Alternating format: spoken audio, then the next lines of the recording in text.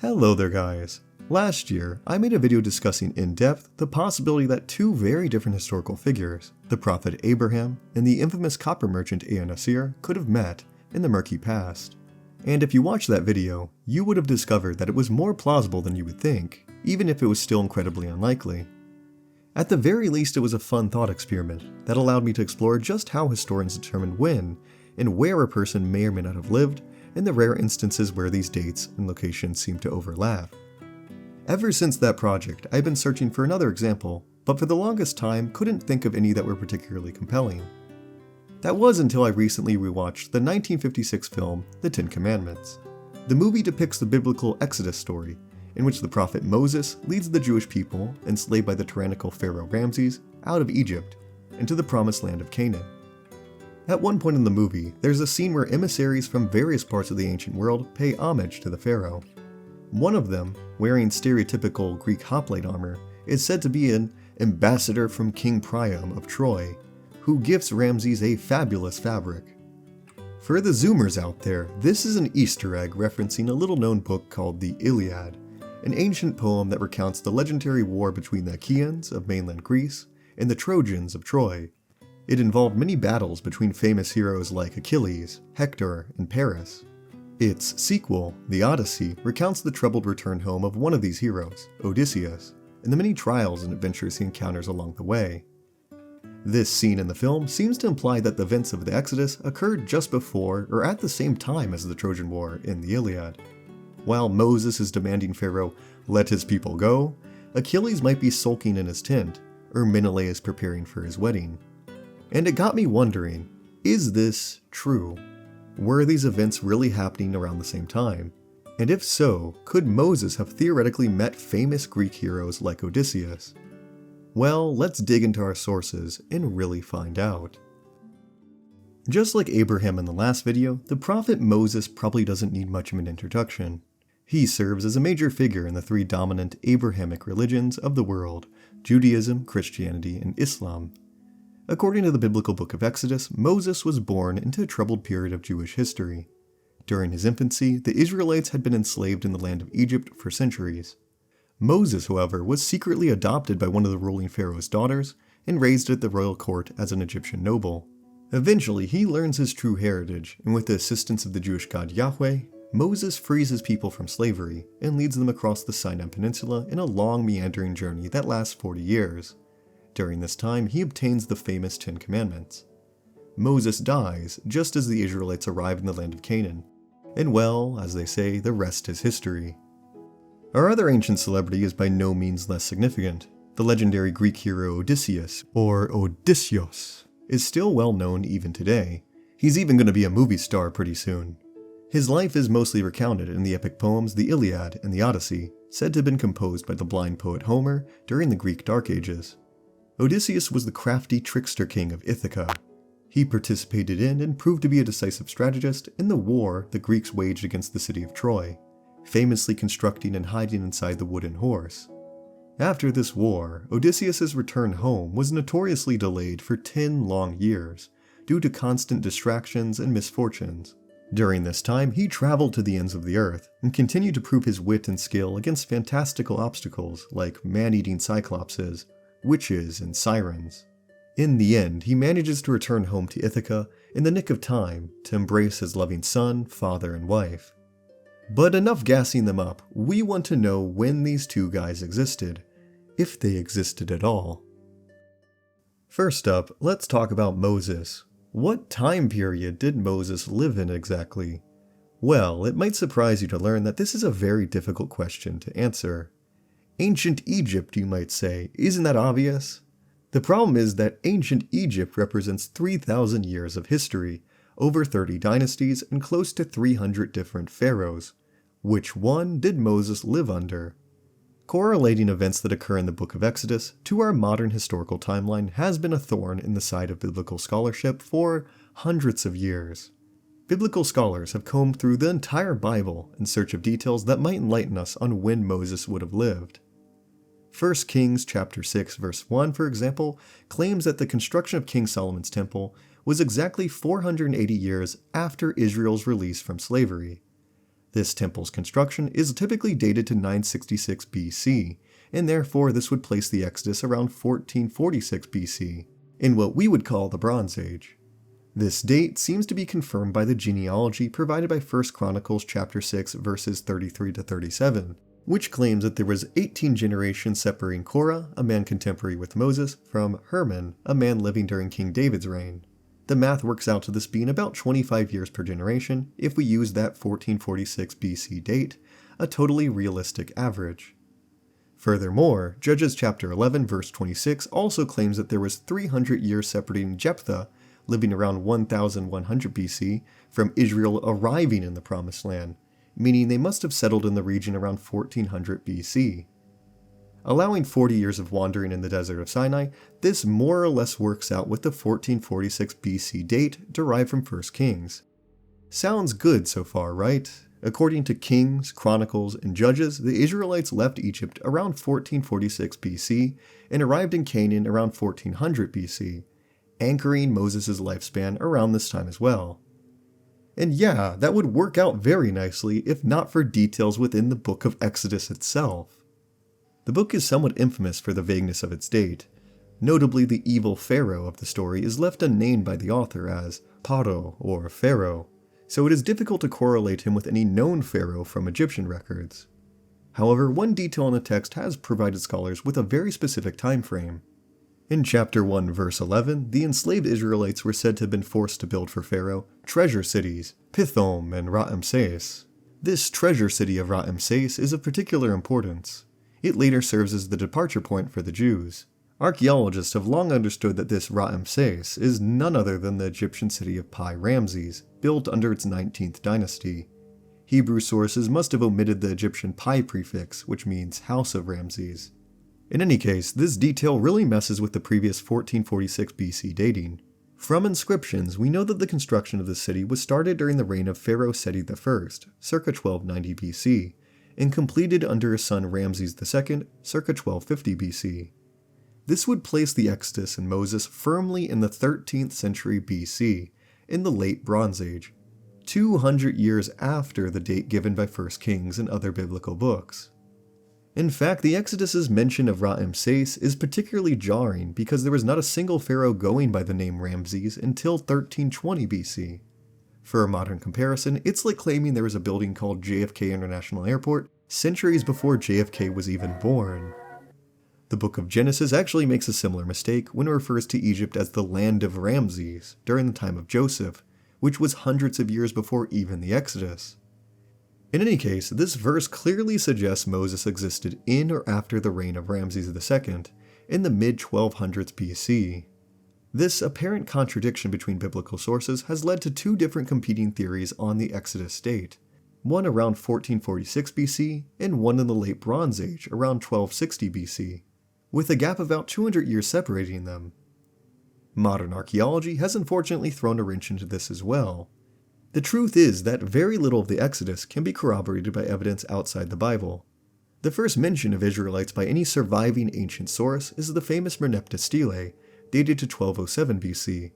On the monument, the pharaoh Merneptah, the son of Ramses II, recounts his victories over various foreign people during a military campaign to the land of Canaan. Among his list of boasts is Merneptah's claim that Israel is laid waste, his seed is not. Ignoring the fact that Merneptah clearly failed in this endeavor, it shows us that the Israelites were already living and established in the land of Canaan by 1207 BC. The Exodus must have already happened a good deal of time before this. However, no Egyptian source mentions Israel or Israelites before this date, nor have archaeologists discovered any Hebrew inscriptions or artifacts in Egypt. This has not been from want of trying. Egypt is one of the best understood and heavily excavated regions in all of archaeology. Thousands of archaeologists for hundreds of years have combed the whole country from north to south, attempting to find any evidence of Jews during the two periods we have discussed. And sadly, they always come back empty-handed. Religious apologetics have attempted to explain this lack of evidence by theorizing that the Egyptians must have destroyed any records that would have existed. But this just doesn't seem likely, considering the sheer scale of the Jewish population described by the Exodus. At least 600,000 men, which probably amounted to over 2 million people including women and children. And keep in mind that this was hundreds of thousands of people living in Egypt, generation after generation since the time of Joseph, and yet somehow not leaving a single trace behind. Further problems arise when you realize there is simply not a good time anywhere in Egyptian history for the Exodus to have occurred. Both of the dates favored by scholars, the Thutmose and Ramesside dynasties, represent Egypt at its height. The pharaohs had firm control over the land of Canaan and ruled it with forts and regional governors. In fact, the Exodus references one of them, Migdol, built under Seti I, but strangely doesn't describe the Egyptian garrison that must have been stationed there. Ramses II's reign was particularly strong. We know that during his dynasty, the borders between Canaan and Egypt were highly regulated. The Jews couldn't exactly flee the Egyptians by traveling to lands that were still under Egyptian control at the time. And still, other details in the text show us that the Exodus author doesn't have a firm grasp on what the ancient world was like in the 15th or 13th centuries. The main reason given for the Israelites avoiding the coast, and instead traveling inland through Sinai during their departure, was the presence of Philistines along the Mediterranean. These Philistines were a people who would much later become Israel's biggest rivals. Think Goliath and King David. The problem is that this is clearly an anachronism by the Exodus author. Regardless of which date you favor, Philistines can't be living in this region yet. Philistines themselves were the descendants of the Peleset tribe, a Greek people originally from Crete that were part of the warlike confederacy known today as the Sea People. The Peleset only settled in the land of Canaan after they were defeated by an army led by Pharaoh Ramses III at the Battle of the Nile, circa 1177 BC. Ramses III forced them to resettle in the neighboring region, and thus they became Israel's enemies. It's an Iron Age detail inaccurately being projected backwards into the Bronze Age. So, as you can see, the Exodus contains bits and pieces from various points in Egyptian history, creating a hazy composite time period that never actually existed. This causes it to be set simultaneously at various points in the 15th, 13th, and 12th centuries BC. All of this has led to the troubling conclusion that the Exodus as described in the Bible likely did not happen, which means that Moses himself is of dubious existence as far as historians are concerned. Still, some fringe scholars have doggedly insisted that there may have been a kernel of historical truth to the Exodus narrative, and that there must have been a real man or men who served as the inspiration for Moses. Several candidates for this real Moses have been put forth from many different eras in Egyptian history, with pros and cons being argued for each of them. So, keeping all that in mind, amongst the people who despite all the problems still believe that a real historical Moses existed, there is seemingly a clear split between Christian and secular sources. From my research, Christians tend to favor the earlier 15th century dating. Precept Ministries International Bible dates the Exodus to 1445 BC, and the life of Moses from 1525 to 1405 BC. They also clearly identify Amenhotep II as the pharaoh of the Exodus, seemingly based on nothing more than the dates of his reign. The ever-reliable Answers in Genesis actually provides us with two contradictory dates for the Exodus. Their official History of Israel timeline strangely dates the start of the Exodus to 1491 BC, and the Jews arriving in the Promised Land and Moses dying in 1451 BC. However, elsewhere on their website they follow the more traditional 1446 date, meaning according to Answers in Genesis themselves, Moses was somehow leading the Jews out of Egypt for a second time, 5 years after he died. You never disappoint, Answers in Genesis. I can always rely on you guys for giving me two different dates for the same thing. By contrast, secular non-religious sources like my old AP World History textbook favor the later date, often giving a vague 1300 to 1200 BC date, clearly derived from the biblical reference to Pi Ramses. Movies like The Ten Commandments and The Prince of Egypt fall under this category. Amongst these sources, Pharaoh Ramses II is a clear favored identification for the unnamed Exodus pharaoh. He's also the preferred choice for Islamic sources, but strangely not for the reasons we already covered. Look, I fell down the rabbit hole of Islamic TikToks and discovered that there's this kind of urban legend trying to claim that the mummy of Ramses II was miraculously washed up from the Red Sea in the 1920s. It washed up around the 20s. And this confirmed a verse in the Quran. Unfortunately, this is not true. Ramses II's mummy was discovered from the Theban necropolis inside a tomb, not washed up from the Red Sea. And no, he did not drown to death pursuing Israelites. We know from his mummy, Ramses died peacefully of old age, about 90 years old. Could this be a coincidence, guys? By the way, these TikTokers often use photos of Seti I's mummy, not Ramses, so I'm not entirely sure they even know which pharaoh they're talking about here. Okay, wrapping it all up, the life of Moses is very difficult to pin down in the historical record. Depending on who you ask, an argument can be made for two distinct eras, an early 1525 to 1400 BC date, or a later 1300 to 1207 BC date. At the very latest, however, everyone seems to agree that Moses must have already been dead by 1207 BC based on the Merneptah stele.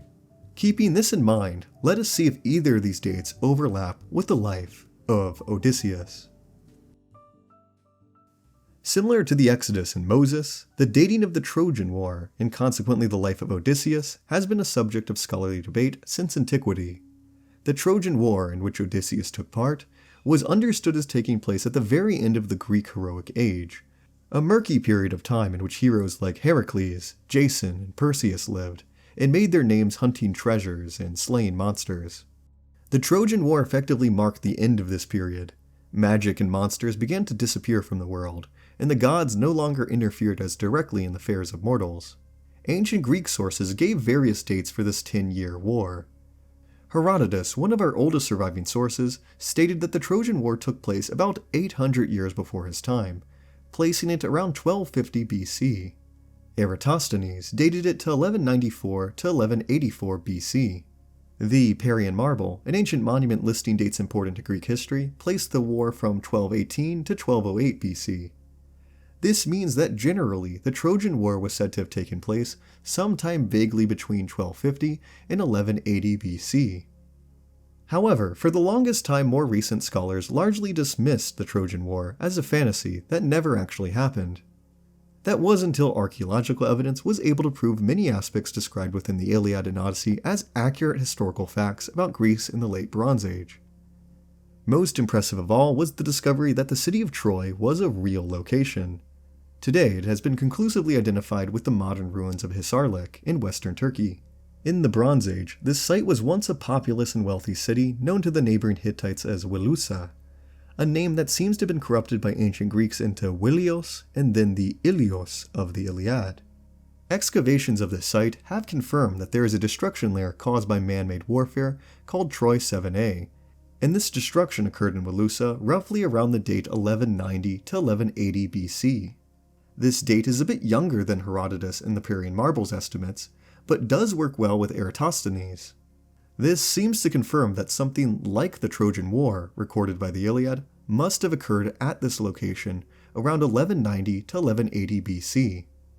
Now, interestingly, this Trojan destruction layer coincides with several others found in notable cities towards the end of the Bronze Age. Around 1200 BC, we know that the capital city of the Hittite Empire, Hattusa, was sacked and destroyed, never to be inhabited again, as the empire itself crumbled. The wealthy coastal city of Ugarit was also destroyed around 1190 to 1185 BC. Amongst the ruins, archaeologists have found a clay tablet containing a letter from the last king to the king of Cyprus. It reads, "My father, now the ships of the enemy have come. They have been setting fire to my cities and have done harm to the land." The exact date of this letter is unclear, but it is possible that it was penned in the final days of the city, recording a mysterious enemy from the sea, and a desperate plea for help that seems to have come too late. This mysterious enemy was later recorded by Egyptian sources, who defeated them in the Battle of the Nile circa 1177 BC. We know them today as the Sea Peoples, a confederation of several tribes who swept across the eastern Mediterranean during a period of great instability known as the Bronze Age collapse. Bringing their entire families, they seem to have embarked on a multi-generational migration going clockwise around the Mediterranean Sea, destroying whole cities and civilizations as they went along. The timing is interesting. All of this was happening roughly around the time of the supposed Trojan War. Were the heroes at Troy part of this Sea People invasion? Were Odysseus or Achilles Sea People themselves? It's hard to say for certain, but it is possible. As we have already discussed, at least one of the Sea People tribes, the Pelesset or Philistines, were of Greek origin, not to mention the horned helmets and horsehair crests of Homer's warriors, which sound very reminiscent of artistic depictions of these invaders. I digress. The point is that some kind of invading force seemingly of Greek origin, did destroy the city of Troy around 1190 to 1180 BC. Does this mean Odysseus himself was real? Again, that's hard to say. It certainly doesn't sound impossible that a particularly crafty Greek warlord was involved in the Troy 7a destruction lair, returned home after many adventures, and his story eventually served as an inspiration for the legend. But sadly, it's not that easy. Further archaeological findings have complicated this picture.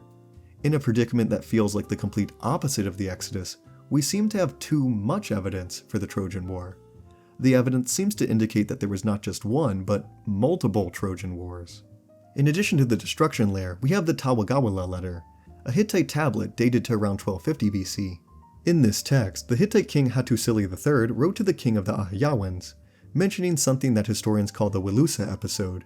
Apparently, the Ahiyawa kingdom had some nondescript hostility against Wilusa, aka Troy, that was recently resolved.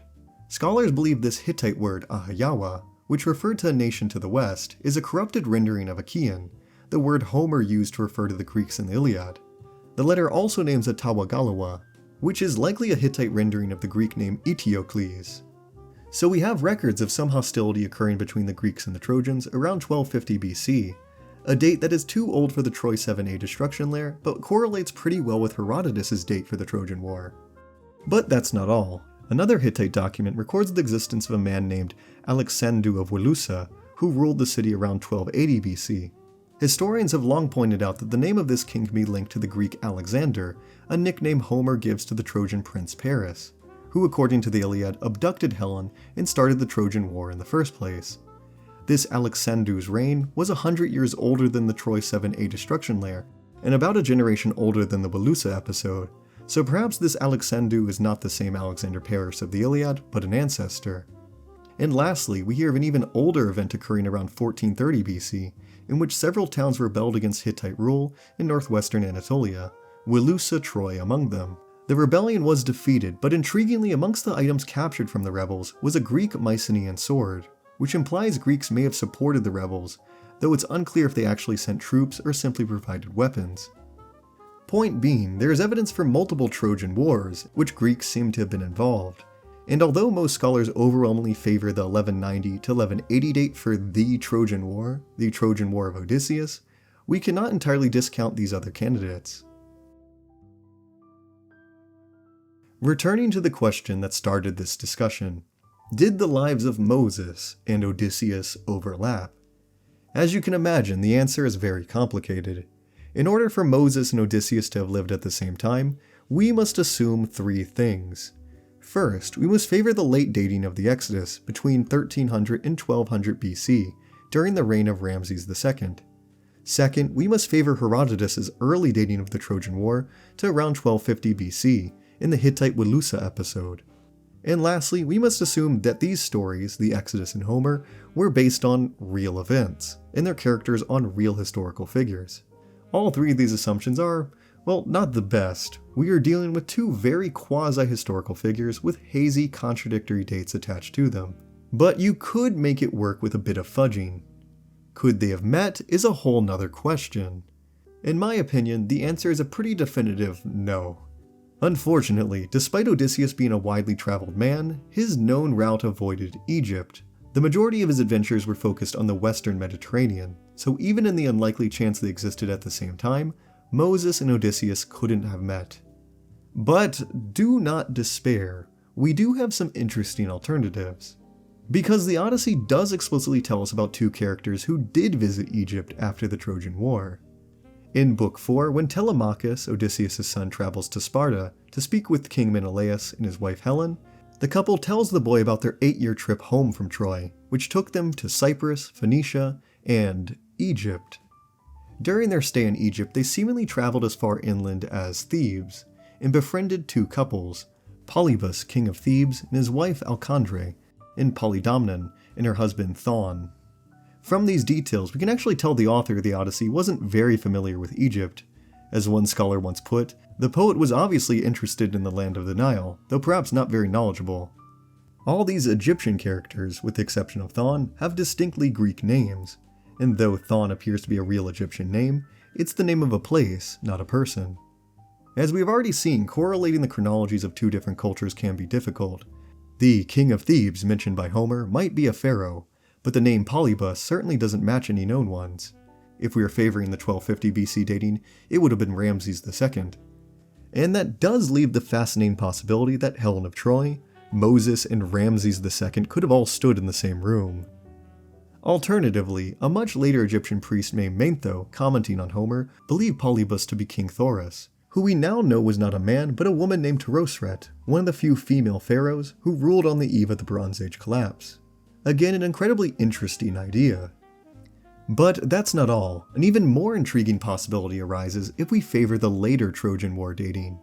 The Iliad tells us that the war occurred about a generation or two after the life of the demigod Heracles. Some men who personally knew Heracles, such as Nestor, were still alive. So even if the 1180s date is a bit too late, there is still the possibility that Moses could have met Heracles instead. And at one point, Heracles was said to have visited Egypt while embarking on his 10 labors.